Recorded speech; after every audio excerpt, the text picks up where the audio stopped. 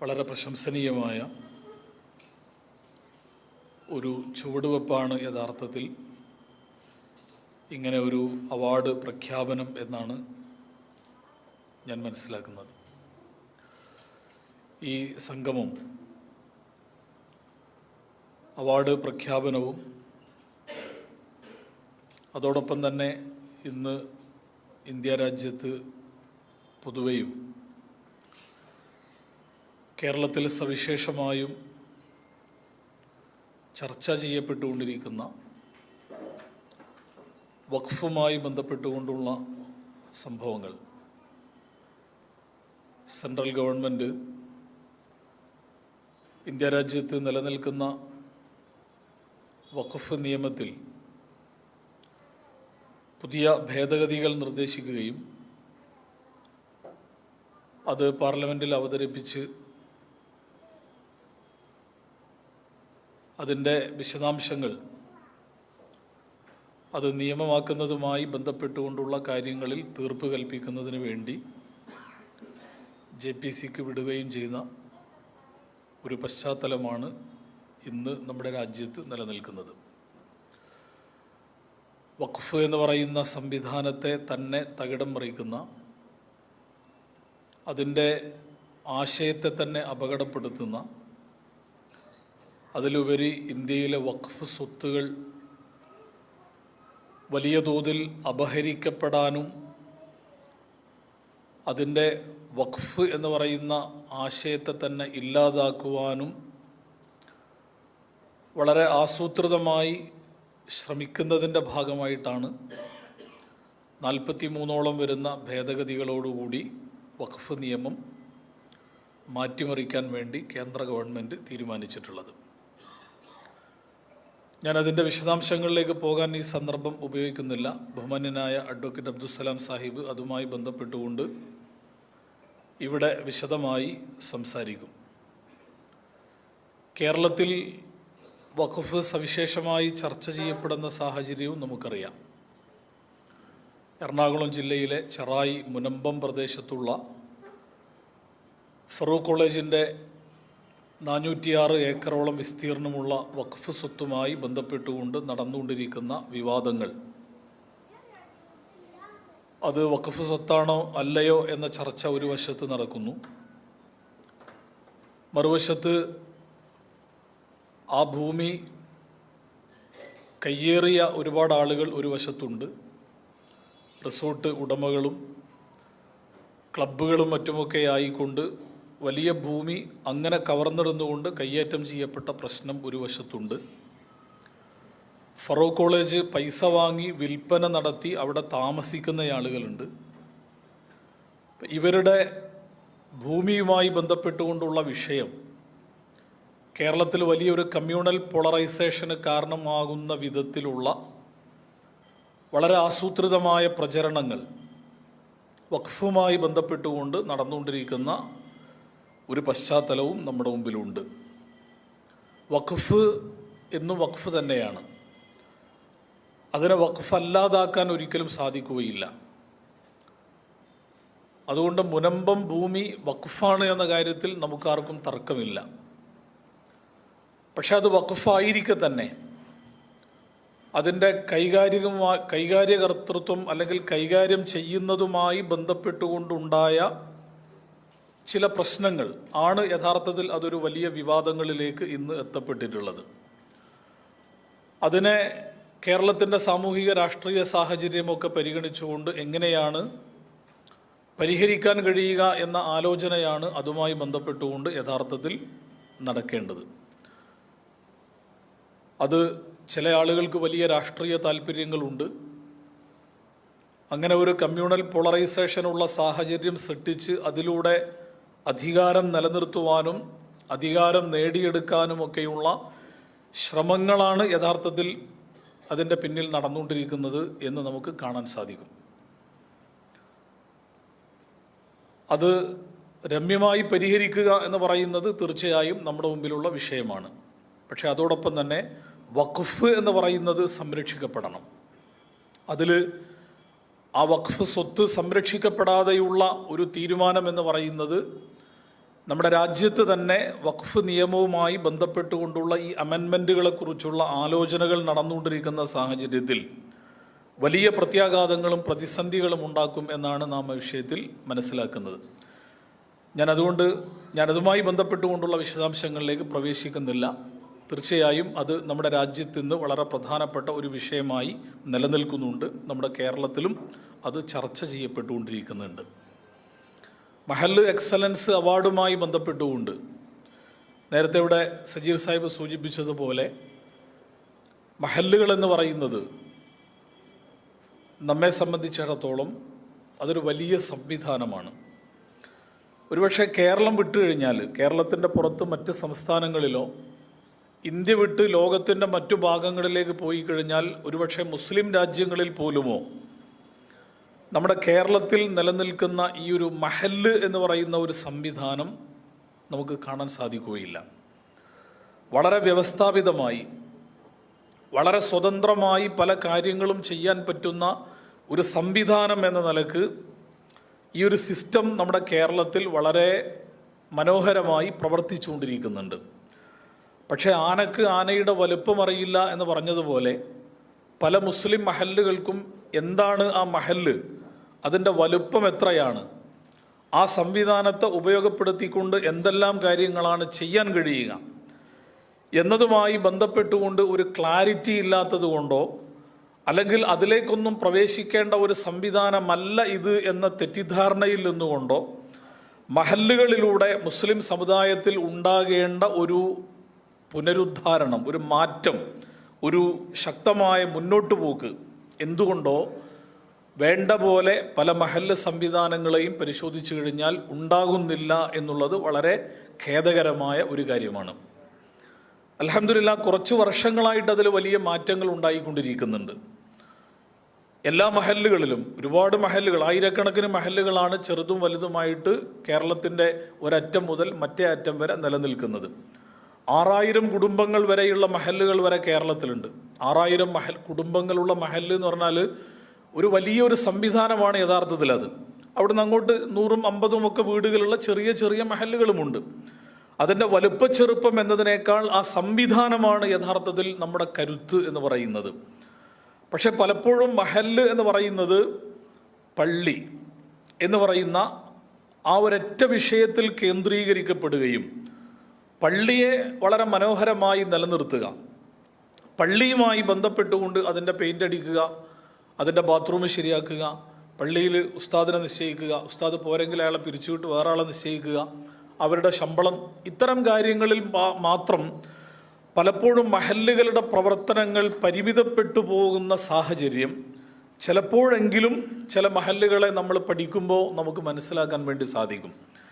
പക്ഷെ അതിനേക്കാൾ അപ്പുറം ഒരു മഹല്ലിൽ ജീവിക്കുന്ന ജനങ്ങളെ സംബന്ധിച്ചിടത്തോളം അവരുടെ വിദ്യാഭ്യാസപരമായ പുരോഗതി, അവരുടെ സാംസ്കാരികപരമായ വളർച്ച, സാമൂഹ്യ രംഗത്ത് അവർ അനുഭവിച്ചുകൊണ്ടിരിക്കുന്ന പ്രശ്നങ്ങളിൽ നിന്ന് അവരെ കൈപ്പിടിച്ച് ഉയർത്തുവാനുള്ള പ്രവർത്തനങ്ങൾ, അതേപോലെ സാമ്പത്തിക രംഗത്ത് ഒരു പ്രദേശത്തുള്ള ജനങ്ങൾ അനുഭവിച്ചുകൊണ്ടിരിക്കുന്ന പ്രശ്നങ്ങളെ പരിഹരിക്കാനുള്ള മാർഗങ്ങൾ, സ്ത്രീകളുടെ വളർച്ചയും വികാസവുമായി ബന്ധപ്പെട്ടുകൊണ്ടുള്ള പ്രവർത്തനങ്ങൾ എന്നിത്യാദി പല മേഖലകളിലും വളരെ സ്തുത്യർഹമായ, വളരെ പ്രതിഫലനങ്ങൾ ഉണ്ടാക്കുന്ന വലിയ പ്രവർത്തനങ്ങൾ നിർവഹിക്കാൻ പറ്റുന്ന ഒരു വലിയ സംവിധാനമാണ് യഥാർത്ഥത്തിൽ മഹല്ലുകൾ എന്ന് പറയുന്നത്.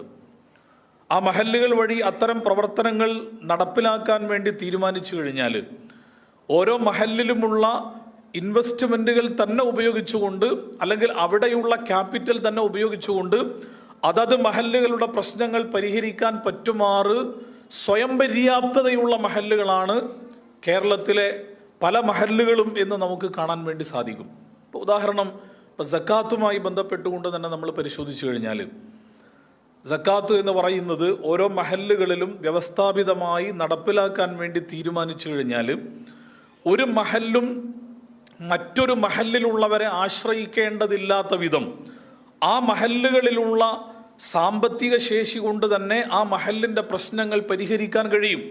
വീടില്ലാത്തവർക്ക് വീട് വെച്ചു കൊടുക്കാനും ചികിത്സാപരമായി പ്രയാസങ്ങൾ അനുഭവിക്കുന്ന ആളുകളുടെ പ്രയാസങ്ങൾ ദൂരീകരിക്കുവാനും വിദ്യാഭ്യാസ രംഗത്ത് ഒരു നാടിനെ കൈപ്പിടിച്ചുയർത്തുവാനും അതേപോലെ തന്നെ തൊഴിൽ മേഖലകളിൽ പ്രയാസങ്ങൾ അനുഭവിക്കുന്ന ആളുകൾക്ക് തൊഴിൽ സാധ്യതകൾ നടപ്പിലാക്കാനും ഒക്കെ സക്കാത്ത് എന്ന് പറയുന്ന ഒരു സംവിധാനത്തെ ഒരു മഹല്ല് ഉപയോഗപ്പെടുത്താൻ വേണ്ടി തീരുമാനിച്ചു കഴിഞ്ഞാൽ ആ മഹല്ലിനെ ഒരു സ്വയം പര്യാപ്തതയിലേക്ക് എത്തിക്കുവാൻ ഒരു കൃത്യമായ ഒരു ടൈം ഷെഡ്യൂൾ നിശ്ചയിച്ചുകൊണ്ട് പ്രവർത്തിച്ചു കഴിഞ്ഞാൽ ഒരു 5-10 കൊല്ലം കൊണ്ട് ഓരോ മഹല്ലുകളെയും ആ അർത്ഥത്തിൽ സെൽഫ് സഫിഷ്യൻ്റ് ആക്കി മാറ്റുവാൻ സാധിക്കും എന്ന കാര്യത്തിൽ യാതൊരു സംശയവുമില്ല.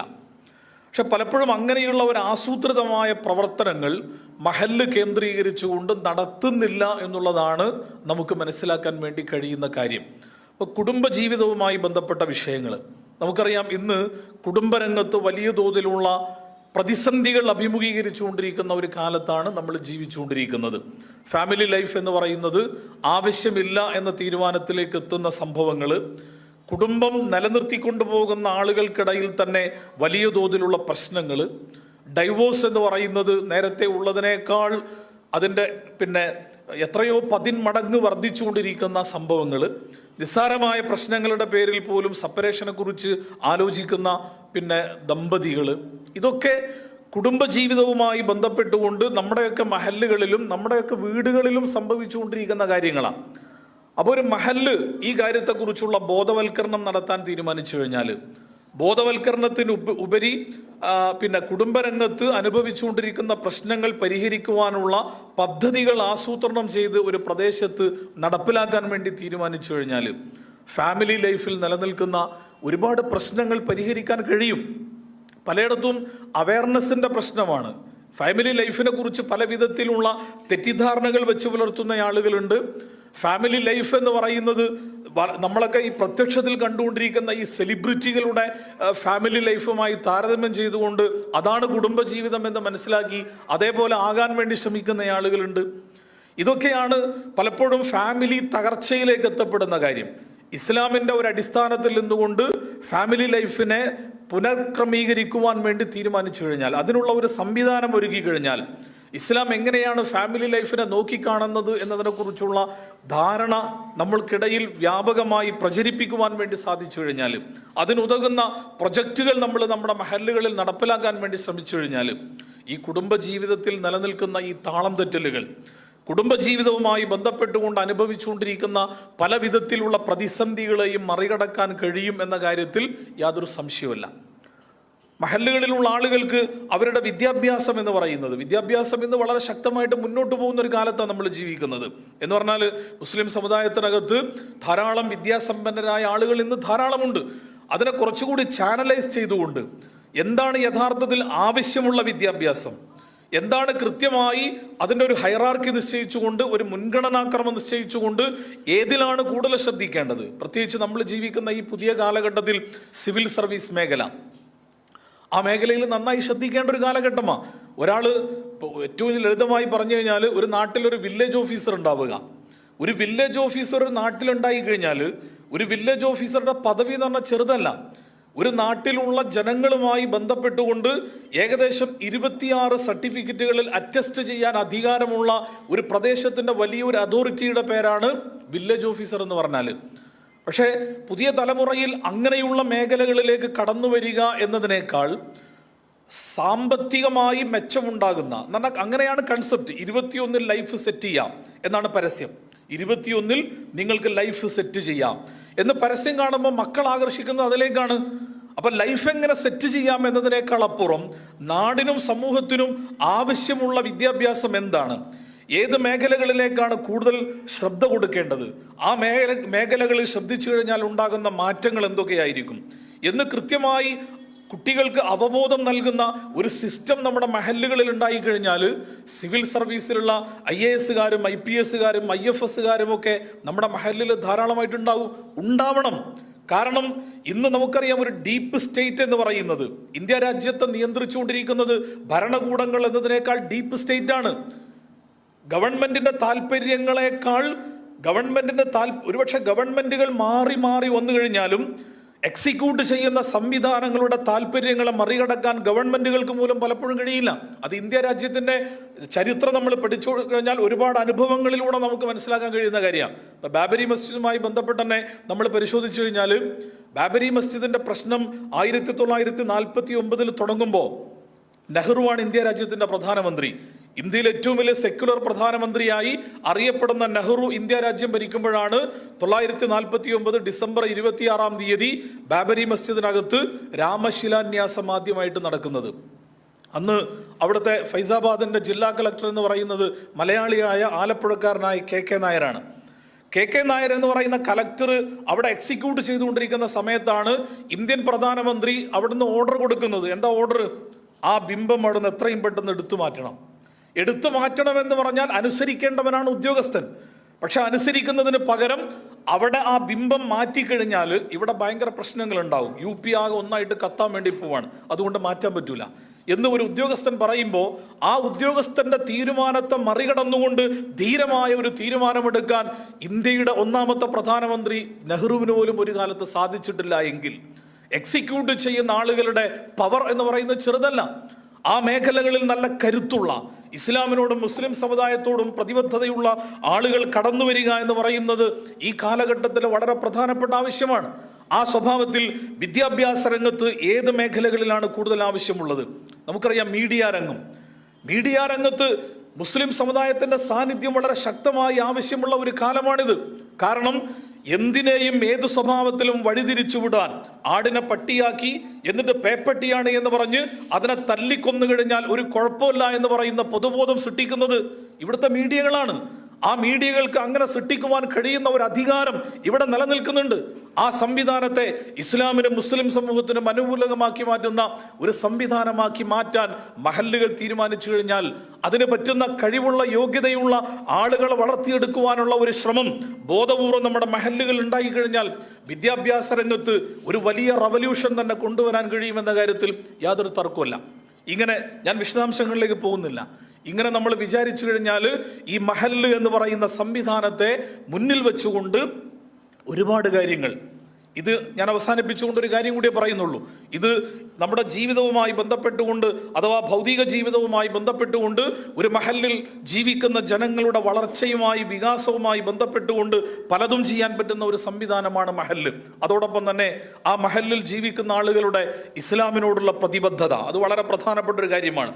നമുക്കറിയാം, ഇന്ന് ലിബറലിസവും എത്തീസവും ഒക്കെ വലിയ തോതിൽ സ്വാധീനം ചെലുത്തപ്പെട്ട ഒരു കാലഘട്ടത്തിലാണ് നമ്മൾ ജീവിക്കുന്നത്. പണ്ട് ഞാനൊരു എത്തീസ്റ്റാണ് എന്ന് പറയാൻ മടിയുള്ള കാലത്ത് ഇന്ന് ഞാൻ എക്സ് മുസ്ലിമാണ് എന്ന് പറഞ്ഞ് ഇസ്ലാമിന് നേരെ കുതിര കയറുന്ന ആളുകളുടെ എണ്ണം പെരുകിക്കൊണ്ടിരിക്കുന്ന ഒരു കാലഘട്ടത്തിലാണ് നമ്മൾ ജീവിച്ചുകൊണ്ടിരിക്കുന്നത്. ഞങ്ങൾ എക്സ് മുസ്ലിമാണ് എന്ന് പറഞ്ഞാൽ ഇസ്ലാമിനെ ഒഴിവാക്കിക്കൊണ്ട് ഇസ്ലാം ശരിയല്ലാത്തതാണ് എന്ന് മനസ്സിലാക്കിക്കൊണ്ട് ഞങ്ങൾ വേറെ പലതിലേക്കും പോയി ഇസ്ലാമിനെതിരെ ശക്തമായ ശബ്ദമുന്നയിച്ചുകൊണ്ട് പലരും പറയുകയും എഴുതുകയും വർത്തമാനം പറയുകയും ചെയ്തുകൊണ്ടിരിക്കുന്ന കാലത്ത് പണ്ട് ഒളിച്ചു വെച്ചുകൊണ്ടാണ് എത്തീസം പ്രചരിപ്പിക്കപ്പെട്ടിരുന്നതെങ്കിൽ ഇന്ന് മുസ്ലിം സമുദായത്തിനകത്ത് യുക്തിവാദ ചിന്തകൾ ധാരാളമായി ഏറ്റെടുത്തുകൊണ്ട് പ്രവർത്തിക്കുന്ന അല്ലെങ്കിൽ ആ വഴിയിലേക്ക് വഴിതിരിഞ്ഞു പോകുന്ന ആളുകളെ നമുക്ക് ധാരാളമായി കാണാൻ സാധിക്കും.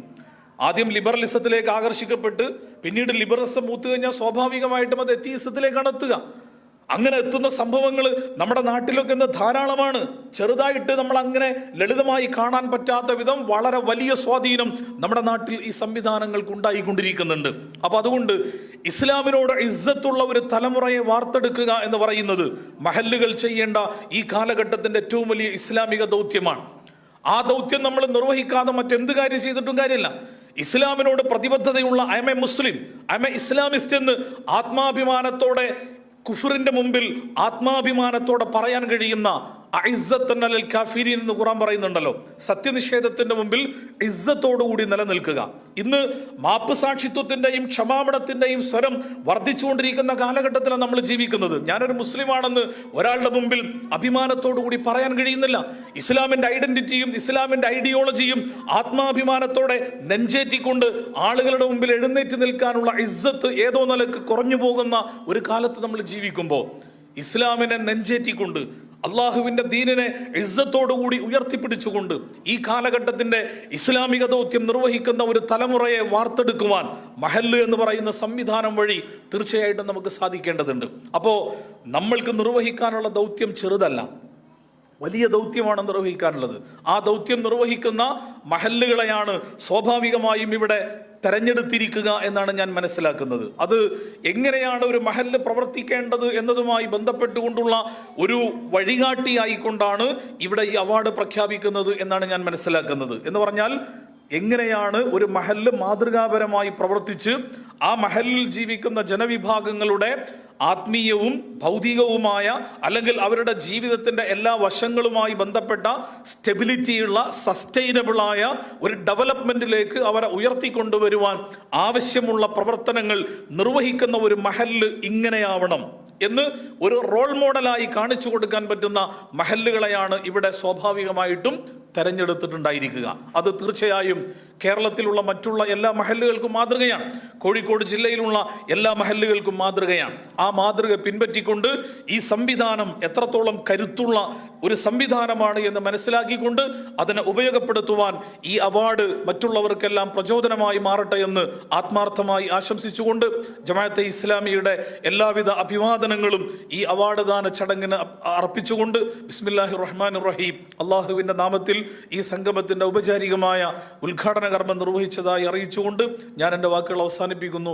വആഖിറു ദഅ്വാനാ അനിൽ ഹംദുലില്ലാഹി റബ്ബിൽ ആലമീൻ. അസ്സലാമു അലൈക്കും വറഹ്മത്തുള്ളാഹി വബറകാതുഹു.